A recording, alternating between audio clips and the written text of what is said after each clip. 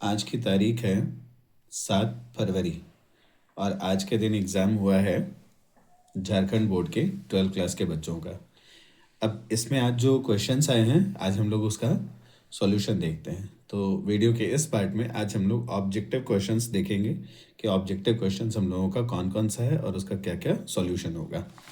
तो आइए देखते हैं। सबसे पहला क्वेश्चन जो था वो था when a glass rod is rubbed with silk cloth the charge acquired by the glass rod is. तो ये जिस बच्चे का क्वेश्चन पेपर मुझे मिला है उस बच्चे ने लगाया पॉजिटिव चार्ज। जरा इसको हिंदी में देख लेते हैं, हिंदी के विद्यार्थियों के लिए। जब कांच की छड़ को रेशम के कपड़े से रगड़ा जाता है तब कांच की छड़ द्वारा प्राप्त आवेश होता है धनात्मक, ऋणात्मक, धनात्मक या ऋणात्मक दोनों, इनमें से कोई नहीं। तो इसका सही उत्तर है धनात्मक चार्ज यानी पॉजिटिव चार्ज। तो जिस बच्चे का क्वेश्चन पेपर है उसने बहुत सही आंसर लगाया है। आप भी अगर यही आंसर लगाए हैं तो आप भी अपना 1 मार्क्स जोड़ दीजिए। When a glass rod is rubbed with a silk cloth, then the charge acquired by the glass rod is positive. आइए दूसरे क्वेश्चन पे चलते हैं। दूसरा क्वेश्चन है an object has a negative charge of 1 coulomb. The number of excess electron in it is, तो 6.25 into 10 to the power minus 18, 1.6 into 10 to the power minus 19, 1.6 into 10 to the power minus 19 या 6.25 into 10 to the power 18। आइए देखते हैं इसका solution क्या होगा। तो इसका सॉल्यूशन आप कैसे बनाएंगे, देखिए। चार्ज Q बराबर होता है number of electrons into charge on an electron. अब आपको यहाँ पर गिवन क्या है, तो आप देखेंगे कि गिवन है Q का वैल्यू है -1 कूलम। आप सिर्फ मैग्नीट्यूड को लीजिए, फर्क नहीं पड़ता। इलेक्ट्रॉन आएगा तो नेगेटिव चार्ज हो जाएगा, इलेक्ट्रॉन जाएगा तो पॉजिटिव चार्ज हो जाएगा। E का वैल्यू फिक्स होता है 1.6 into 10 to the power minus 19 coulomb, ठीक है। तो यहाँ n इज इक्वल टू अगर हम लोग निकालें तो n इज इक्वल टू आ जाएगा हम लोगों के पास Q डिवाइडेड बाई E, और Q का वैल्यू भी हम लोगों के पास कितना है 1 कूलम डिवाइडेड बाई आ जाएगा 1.6 into 10 to the power minus 19 coulomb. Overall इसका आंसर हो जाएगा 6.25 into 10 to the power plus 18। तो अगर आपने भी 6.25 into 10 to the power plus 18 यानी ऑप्शन नंबर डी लगाया है तो ये बिल्कुल सही है, और अगर कुछ दूसरा लगाए हैं तो ये आपका गलत हो गया। हिंदी में एक वस्तु पर 1 कूलम का ऋणात्मक आवेश है, उस पर मौजूद अतिरिक्त इलेक्ट्रॉनों की संख्या कितनी होगी? उत्तर होगा 6.25 इंटू 10 टू द पावर 18। आइए तीसरे क्वेश्चन पे चलते हैं। क्वेश्चन इस बार बहुत मध्यम श्रेणी के रहे होंगे, आसान तो नहीं कह सकते लेकिन मध्यम श्रेणी के क्वेश्चंस रहे हैं। इस क्वेश्चन को रब आउट कर देते हैं ताकि हम लोग अगला क्वेश्चन सीख पाए। अगर किसी में आ जाए तो तब तक ये थोड़ा छोटा सा बोर्ड है वो भी सूख जाएगा। आइए नेक्स्ट क्वेश्चन पे चलते हैं। अभी क्वेश्चन है charge Q is enclosed bye a Gaussian spherical surface of radius r। If the radius is doubled then the outward electric flux will be, पहला decreases to half, दूसरा है B है increases to half, C है remains unchanged और D है increases 4 times। जिस बच्चे का ये शीट है उसने A आंसर लगाया। हिंदी में एक बार क्वेश्चन देख लें। एक आवेश Q त्रिज्या R की एक गाउसी गोलाकार सतह से घिरा है। यदि त्रिज्या को दोगुना कर दिया जाए तो बाहरी विद्युत फ्लक्स घटकर आधा हो जाता है, बढ़कर 2 गुना हो जाता है, अपरिवर्तित रहता है, बढ़कर 4 गुना हो जाता है। इसका सही उत्तर है रिमेन्स अनचेंज्ड।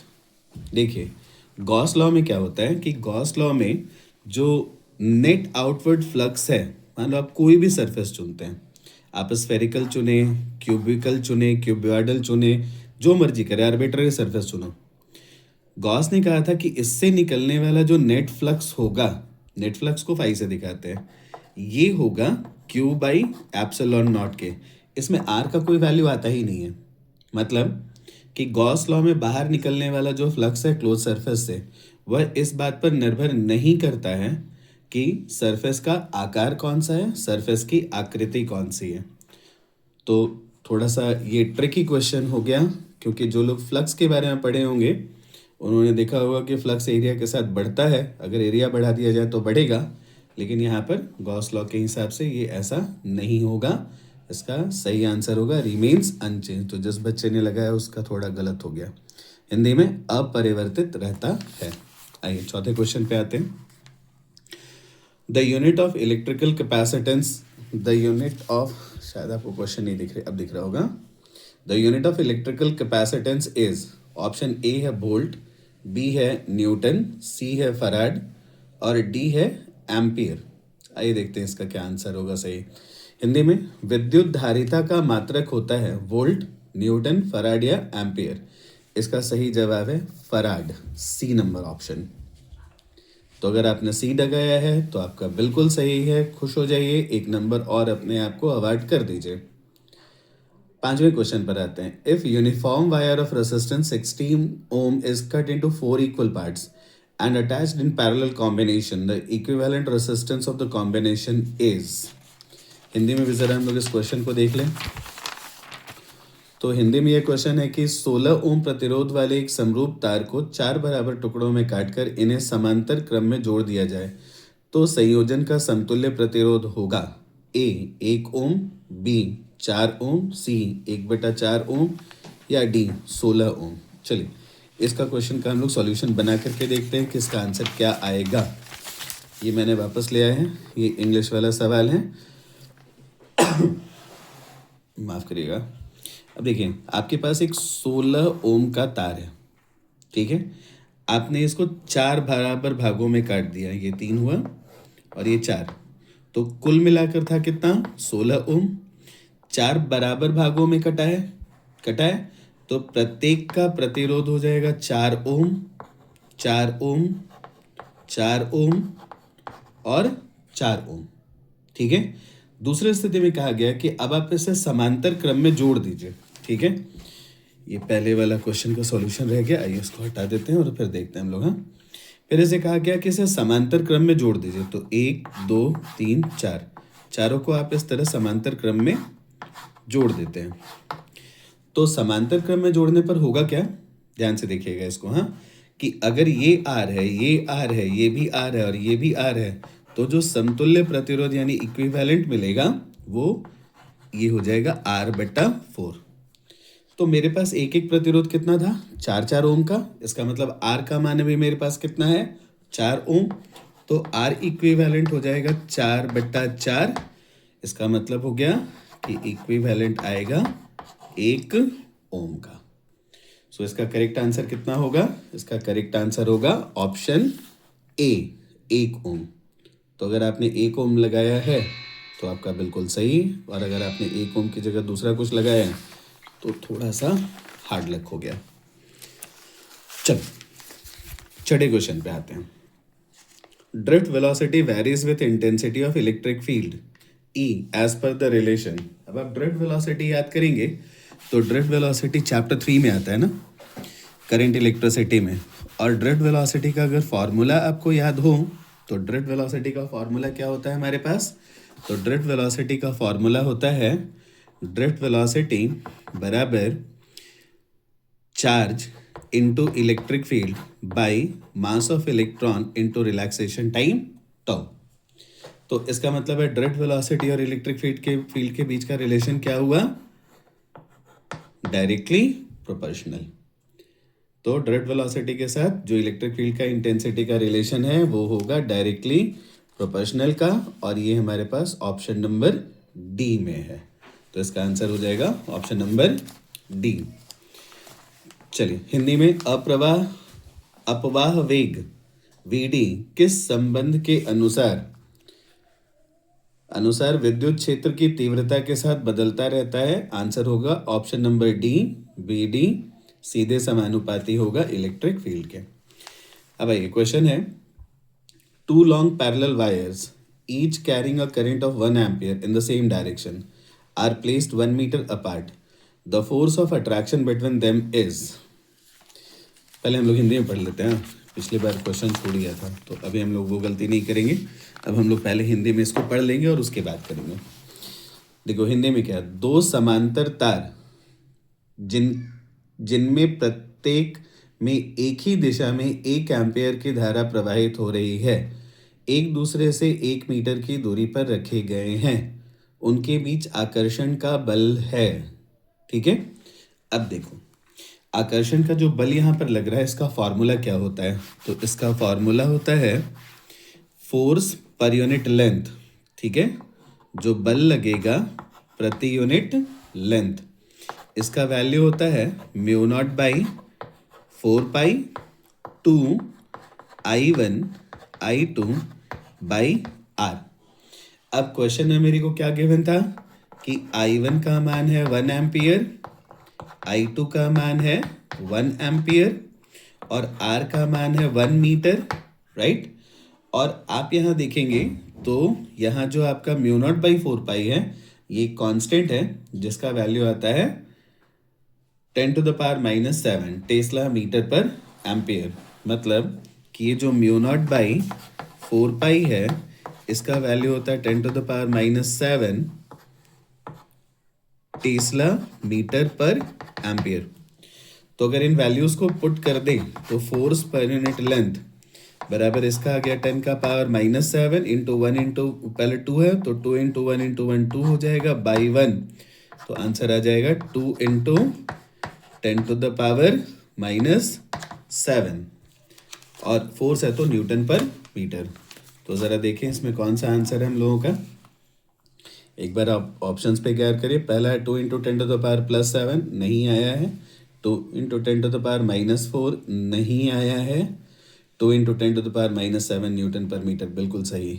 तो आपके पास आंसर होगा ऑप्शन नंबर सी। चलिए डी में आते हैं। In uniform magnetic field a conductor of length L is placed parallel to the magnetic field. When a current I is passed through the conductor, the force on the conductor will be, चार options हैं, ILB, IB by L, C है IL by B और D है 0। देखो हिंदी में पढ़ लें। समरूप चुंबकीय क्षेत्र B में L लंबाई का चालक विद्युत चुंबकीय क्षेत्र के समांतर स्थित है। चालक में I धारा प्रवाहित करने पर चालक पर बल होगा। अब ये बहुत सिंपल सा सवाल हो जाता है अगर आप इसको बहुत सिंपल सॉल्यूशन में ऑब्जेक्टिव के क्वेश्चंस के टर्म में देखना चाहें तो दिस इज़ वेरी इजी। आइए देखते हैं कैसे होता है।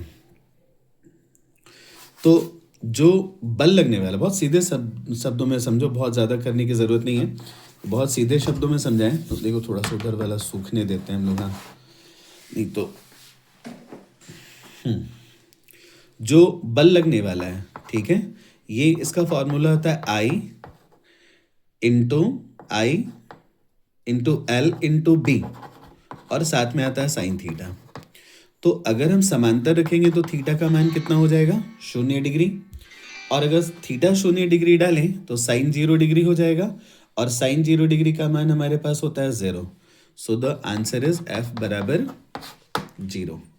ज़रा देखिए इसमें कौन सा था ऑप्शन।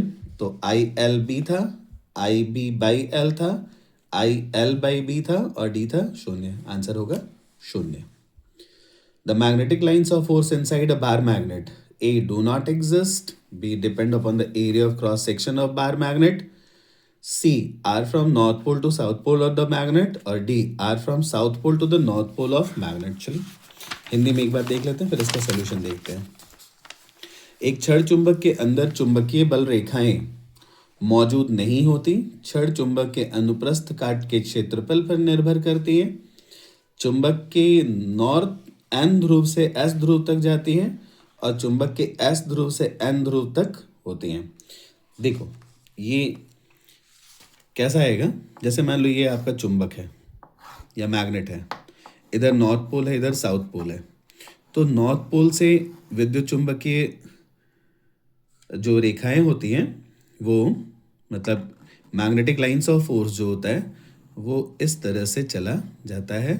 तो अंदर में जो ये लाइंस ऑफ फोर्स होगा ये किधर से किधर जाएगा? साउथ पोल से नॉर्थ पोल की तरफ। ठीक है, मुझे थोड़ा सा ना कभी कभी ना थोड़ा शक भी होता है। विद्युत बल रेखाएं तो क्या, चलो उसके बारे में बाद में डिस्कस करेंगे हम लोग। अभी हम सिर्फ सॉल्यूशन पे जाते हैं। तो बल रेखाएं बोलना थोड़ा ठीक है। The magnetic lines of force, ठीक है, और मैग्नेटिक फील्ड लाइंस। तो मेरे हिसाब से जो है ना, वो इसको मैग्नेटिक फील्ड लाइंस बोलना ज़्यादा अच्छा होता, मैग्नेटिक लाइंस ऑफ फोर्स कहने की वजह से। चलो आते हैं। अब छेड़ दिया है बात तो छोड़ना नहीं चाहिए, फिर आप लोग बोलेंगे कि सर ये क्यों बोल रहे हैं। देखो, लाइंस ऑफ फोर्स कहने का मतलब होता है वो लाइंस जिस पर बल लगेगा, ठीक है। अब लाइंस ऑफ फोर्स में बल लगने की जहां तक बात बोलो, तो जो चुंबकीय क्षेत्र में बल लगता है वो होता है Q into V into B sine theta. तो इस दिशा में बल लगता ही नहीं है क्योंकि साइन थीटा है, क्रॉस प्रोडक्ट में आएगा। अगर इसको देखें तो Q into vector V cross vector B होना चाहिए। अब vector V cross vector B में जब आएगा तो बल जो लग रहा है, इस बल का मान यह इन रेखाओं की दिशा में होता ही नहीं है। तो हम इन्हें बल रेखाएं या लाइंस ऑफ फोर्स कैसे कह सकते हैं? लेकिन भाई अपना झारखंड बोर्ड है, होता है। मेरे हिसाब से these lines should be called electric field lines, but they can not be called magnetic lines of force. Magnetic lines of force जैसी कोई चीज़ नहीं होती है। कोई फिजिक्स के टीचर हो तो देखें वीडियो तो बिल्कुल करेक्ट करें मुझे, कि शायद मैं गलत बोल रहा हूँ तो आपसे कुछ सीख पाऊंगा। चलो, which of the following material is most suitable for making a permanent magnet. Permanent magnet बनाने के लिए आपको चाहिए क्या? परमिएबिलिटी अच्छी हो और रिटेंटिविटी काफ़ी अच्छी हो। मतलब एक बार आपने उसे मैग्नेटाइज किया तो फिर वो जल्दी मैग्नेटिज्म को नहीं छोड़े। अब सॉफ्ट आयरन, निकल, कॉपर, स्टील, इनमें से सबसे ज़्यादा अगर कोई मैग्नेटिज्म को अपने पास बचा के रख सकता है तो वो है कौन? स्टील, ठीक है। हिंदी में देखें, स्थायी चुंबक बनाने के लिए निम्न में से कौन सा पदार्थ सर्वाधिक उपयोगी है? तो इसका आंसर होगा स्टील। फिर है, weber per metre square is the unit of magnetic field, magnetic potential, magnetic flux, magnetic moment. Weber per metre square मात्रक है चुंबकीय क्षेत्र का, चुंबकीय विभव का, चुंबकीय फ्लक्स का या चुंबकीय आघूर्ण का। तो इसका आंसर है मैग्नेटिक फील्ड। देखो, फ्लक्स पर यूनिट एरिया को हम लोग कहते हैं फील्ड, ठीक है। तो अगर आप मान लो कहीं पर कंफ्यूज कर जाए कि सर ये कैसे हो रहा है, तो फ्लक्स बराबर होता है फील्ड गुना एरिया। अगर दोनों एक दूसरे के परपेंडिकुलर रखे हुए हो, अगर बी और ए एक दूसरे के परपेंडिकुलर है तो फ्लक्स बराबर होगा बी इंटू ए। तो बी बराबर हो जाएगा 5/a। फ्लक्स का मात्रक होता है वेबर, एरिया का मीटर स्क्वायर, तो weber per metre square unit होगा मैग्नेटिक फील्ड बी का। नेक्स्ट 11 क्वेश्चन हो गए और कुछ क्वेश्चंस बाकी हैं। Self inductance of a coil is measure of A. Electrical inertia, B. Electrical friction, C. Induced EMF, D. Induced current। अब आ जाओ हिंदी में। किसी कुंडली का स्व प्रेरकत्व की माप होती है। थोड़ी मेरी हिंदी कमज़ोर है तो आप लोग थोड़ा सा कोरिलेट कर देंगे। विद्युतीय जड़त्व का विद्युतीय आघूर्ण द्वारा, प्रेरित विद्युत विभवांतर बल द्वारा या प्रेरित धारा द्वारा। इसका आंसर है इलेक्ट्रिकल इनर्शिया। क्यों? देखो, इनर्शिया वो प्रॉपर्टी होती है जो चेंज को रेसिस्ट करता है, मतलब जिस स्थिति में उस स्थिति में बनाए रखना चाहता है। सेल्फ इंडक्टेंस में क्या होता था हमारे पास कि अगर मैग्नेटिक फ्लक्स में कोई चेंज आ रहा है तो उस होने वाले परिवर्तन का विरोध किया जाएगा, और इसलिए इसे हम लोग इलेक्ट्रिकल इनर्शिया कहते हैं। आइए अगले सवाल पर आते हैं। The unit of inductance is Henry, Weber, Newton या ओम। हिंदी में प्रेरकत्व का मात्रक है हेनरी, वेबर, न्यूटन या ओम। आंसर होगा Henry. The root mean value of an alternating current in half cycle, अच्छा the mean value, sorry, the mean value of alternating current in half cycle is I not by root two, I not by two I not by pi या none of these. एक अर्ध चक्र में प्रत्यावर्ती धारा का औसत मान है, ऑप्शन हम लोगों ने पढ़ लिया। I not by root two होता है root mean square current, I not by two peak current का आधा है, two I not by pi ये होता है आपका मीन वैल्यू या average value of current in half cycle. अगर फुल साइकिल में देखेंगे तो ये मीन वैल्यू हो जाएगा 0। ठीक है, तो हाफ साइकिल के लिए आता है 2I0/पाई, मीन वैल्यू 0 क्यों होता है हम लोग किसी वीडियो में इसकी बात करेंगे।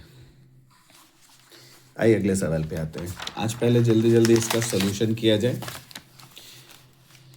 अगला question, which of the following has smallest wavelength, इनमें से किसका वेवलेंथ सबसे छोटा होता है? Microwave, red light, ultraviolet light या गामा रेज। निम्नलिखित में से सबसे छोटी तरंग दैर्घ्य होती है माइक्रो तरंग की, लाल प्रकाश की, पराबैंगनी विकिरण की या गामा रे की। तो याद रखिएगा कि गामा की फ्रिक्वेंसी आवृत्ति सबसे ज़्यादा होती है विद्युत चुंबकीय तरंगों में और इसका तरंग दैर्घ्य सबसे कम होता है। तो इसका आंसर क्या होगा? गामा किरणें यानी गामा रेज। आइए अगले क्वेश्चन पे चलते हैं। Which electromagnetic radiation is used for photography in fog. अब इसका आंसर तो बहुत आसान था, क्योंकि अगर आप कभी गाड़ी वाड़ी में गए हो या देखे हो तो आपने ये सुना होगा कि उसमें हम लोग ऐसा लाइट लगाते हैं जिससे हम लोगों को फॉग में देख सके। ए है रेडियो वेव, बी है इंफ्रारेड, सी है अल्ट्रावायलेट, डी है एक्सरे। हिंदी में भी एक बार पढ़ ले इसे। तो धुंध में फोटोग्राफी करने के लिए कौन सा विद्युत चुंबकीय विकिरण प्रयोग की जाती है? ए रेडियो तरंगे, बी अवरक्त किरणें, सी पराबैंगनी किरणें और डी है एक्स किरणें। इसका आंसर होगा अवरक्त किरणें यानी इंफ्रारेड लाइट, इंफ्रारेड रेज। अब आ जाइए, the image formed by simple microscope is. अब देखो ये आपका ट्रिकी क्वेश्चन हो गया। अब आपके पास दो लेंस होते हैं सिंपल माइक्रोस्कोप है ना, तो सिंपल माइक्रोस्कोप में दो नहीं होते, एक ही क्वेश्चन होते हैं। तो एक क्वेश्चन होता है, तो अगर सिंपल माइक्रोस्कोप है तो इसका आंसर होगा पहला है इमेजिनरी एंड डायरेक्ट, बी है imaginary and inverted, real and direct और दूसरा रियल एंड इन्वर्टेड। हिंदी में सरल सूक्ष्मदर्शी द्वारा निर्मित प्रतिबिंब है काल्पनिक और सीधा, काल्पनिक और उल्टा, वास्तविक और सीधा, वास्तविक और उल्टा। आप कभी हैंडलेंस से पढ़े? हैंडलेंस को ही हम लोग बेसिकली कहते हैं सिंपल माइक्रोस्कोप। तो जब आप इसमें शब्द देखेंगे तो सीधा ही दिखता है, तो आंसर है सीधा, और अंदर दिखता है तो इमेजिनरी। तो आंसर होगा इमेजिनरी एंड इरेक्ट। अगले क्वेश्चन पर आते हैं। 25 में 17 हो गए। Question number 18, refraction takes place due to. Refraction किस कारण से होता है? Change in the speed of light, no change in the speed of light, change in the colour of light या पोलराइजेशन। हिंदी में अपवर्तन किसके कारण होता है? प्रकाश की गति में परिवर्तन, प्रकाश की गति में कोई परिवर्तन नहीं, प्रकाश के रंग में परिवर्तन या ध्रुवीकरण। इसका आंसर है change in speed of light, option number A. आगे बढ़ते हैं अगले सवाल पर। अगला सवाल है हमारा question number 19, concept of secondary wavelet was given by. Secondary wavelet का कॉन्सेप्ट किसने दिया था? ए फ्रेस्नेल, बी न्यूटन, सी ह्यूगन, डी मैक्सवेल। द्वितीय तरंगिकाओं की अवधारणा दी गई थी फ्रेनेल द्वारा, न्यूटन द्वारा, हाइगेंस द्वारा, मैक्सवेल द्वारा। आंसर होगा इसका ह्यूगन, option number C. Next, size of obstacle for the diffraction of the light should be much larger than the wavelength of light, much smaller than the wavelength of light, of the order of wavelength of light, or anything can happen। Diffraction छोटी छोटी जगहों से नहीं होता। हिंदी में एक बार सवाल देख लेते हैं। इसके लिए बहुत सारे सोर्सेस चाहिए होते हैं तब डिफ्रैक्शन होता है। इंटरफेरेंस और डिफ्रैक्शन में अंतर ही इतना है। प्रकाश के विवर्तन के लिए अवरोधक का आकार प्रकाश की तरंगदैर्घ्य से बहुत बड़ा होना चाहिए, प्रकाश की तरंगदैर्घ्य से बहुत छोटा होना चाहिए, प्रकाश के तरंगदैर्घ्य की कोटि का होना चाहिए, या कुछ भी हो सकता है। आंसर होगा प्रकाश के तरंगदैर्घ्य की कोटि का होना चाहिए, यानी of the order of wavelength of light. जिस बच्चे का है उसने बिल्कुल सही लगाया। फोटो इलेक्ट्रिक इफेक्ट सपोर्ट करता है wave nature of light, particle nature of light, dual nature of light, या polarisation nature of light. Hindi में देखें इसको एक बार। प्रकाश विद्युत प्रवाह समर्थन करता है प्रकाश की तरंग गति का, प्रकाश की कण प्रकृति का, प्रकाश की द्वैत प्रकृति का, या प्रकाश के ध्रुवीकरण प्रकृति का। इसका आंसर है प्रकाश के कण प्रकृति का, पार्टिकल नेचर ऑफ लाइट का। ठीक है, तो जिस बच्चे का था उसके लिए थोड़ा सा हार्ड लक हो गया। प्रकाश के कण प्रकृति का B. The force which causes scattering of alpha particle in Rutherford's alpha particle scattering experiment is A. Gravitational force, B. Coulomb's force, C. Magnetic force, D. Nuclear force। जरा एक बार हिंदी में देख लें, क्वेश्चन तो बहुत आसान है। आपने अगर पढ़ा है तो इस क्वेश्चन का आंसर आप बहुत आसानी से कर पाएंगे। रदरफोर्ड के अल्फा किरण प्रकीर्णन प्रयोग में अल्फा कणों के प्रकीर्णन का कारण बनने वाला वह बल है गुरुत्वाकर्षण बल, कूलम बल, चुंबकीय बल, नाभिकीय बल। देखो, अल्फा किरणें हीलियम का न्यूक्लियस होते हैं, पॉजिटिव चार्ज, और चार्ज को दूसरा चार्ज ही रिपेल करता है।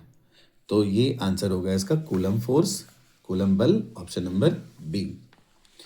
Next, the equivalent energy of 10 gram of substance is. 10 gram का एक सब्सटेंस है, इसका इक्विवेलेंट एनर्जी क्या होगा? चलिए, 10 ग्राम पदार्थ की समतुल्य ऊर्जा होती है। इसको थोड़ा हम लोग बना के देख लें कितना ऊर्जा होगा। तो ये बहुत आसान, ये भी सवाल आपके पास है, थोड़ा इसको साफ कर लिया जाए, उसके बाद इस सवाल को बनाते हैं हम लोग। बहुत आसान सवाल है, आप बहुत आसानी से इसको सीख भी जाएंगे। तो आइए हम लोग ज़रा देखते हैं। थोड़ी जल्दी जल्दी में वीडियो बनाया है ताकि आप लोगों को जल्दी से जल्दी सॉल्यूशन दे सकूं, इसलिए आज ऐसे ही कर दे रहा हूँ। ये बेटे का बोर्ड है। देखो, आइंस्टाइन के अनुसार E इज इक्वल टू होता है mc², और आपको m गिवन है कितना? 10। ग्राम को आप किलोग्राम में बदलिए तो 10 गुना 10 का पावर -3 kg, ये आ गया। और आपको क्या दिया हुआ था?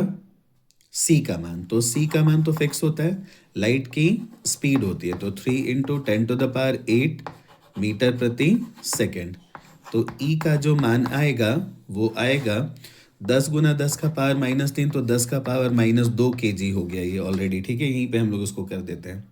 तो ये आ गया 10 का पावर -2 गुना 3 गुना 10 का पावर 8 मीटर प्रति सेकेंड का स्क्वायर। ठीक है, तो इसमें अगर चले जाएंगे तो 3 का स्क्वायर हो गया कितना? 9। 10 का पावर 8 है, उसका स्क्वायर हो जाएगा 10 का पावर 16। 16 में से 2 घटा दो तो ये आ जाएगा 10 का पावर 14, और केजी मीटर स्क्वायर पर सेकेंड स्क्वायर हो जाएगा, दैट इज जूल। तो इसका आंसर होगा 9 गुना 10 का power 14 joule, option number A. तो जिस बच्चे का है उसने बिल्कुल सही लगाया है। 2 और प्रश्न बचे हैं हमारे पास। आइए, in N type semiconductor what kind of impurity is found? Valency of 3, valency of 5, valency of 2, valency of 1। N type अर्धचालक में किस प्रकार की अशुद्धि पाई जाती है? 3 की संयोजकता, 5 की संयोजकता, 2 की संयोजकता, 1 की संयोजकता। अब देखो, एन टाइप सेमीकंडक्टर में ना मेजॉरिटी चार्ज कैरियर होता है इलेक्ट्रॉन, और इलेक्ट्रॉन मेजॉरिटी चार्ज कैरियर बनने के लिए उसमें हम लोग डालते हैं पेंटावैलेंट इम्प्योरिटी। पेंटा का मतलब होता है 5, सो आंसर होगा ऑप्शन नंबर बी, यानी वैलेंसी ऑफ 5। आखिरी सवाल, the width of forbidden band is maximum for A metal, B non conductor, C semiconductor, D none of these. वर्जित बैंड की चौड़ाई अधिकतम होती है धातुओं के लिए, अचालकों के लिए, अर्धचालकों के लिए, या डी इनमें से कोई नहीं। सबसे कम होता है मेटल का, उससे ज़्यादा होता है सेमीकंडक्टर का, और सबसे ज़्यादा होता है नॉन कंडक्टर का। तो इस प्रश्न का आंसर होगा बी नॉन कंडक्टर। तो मैंने कोशिश किया है कि जल्दी से आपको सॉल्यूशन दूं ताकि आप अपने मार्क्स को मिला पाए। किसी का अगर कम आ रहा है तो अभी परेशान होने की ज़रूरत नहीं है। अगले वीडियो में आपको 2 मार्क्स के क्वेश्चंस के साथ डील करूँगा। वो वीडियो कल आएगी, उसको बना करके उसका सॉल्यूशन अलग करके रखूँगा, तब कल उसकी वीडियो डालूँगा। आज आप लोग पहले ऑब्जेक्टिव मिला लें। बाकी एग्ज़ाम की तैयारी आप लोग अच्छे से करें। All the best.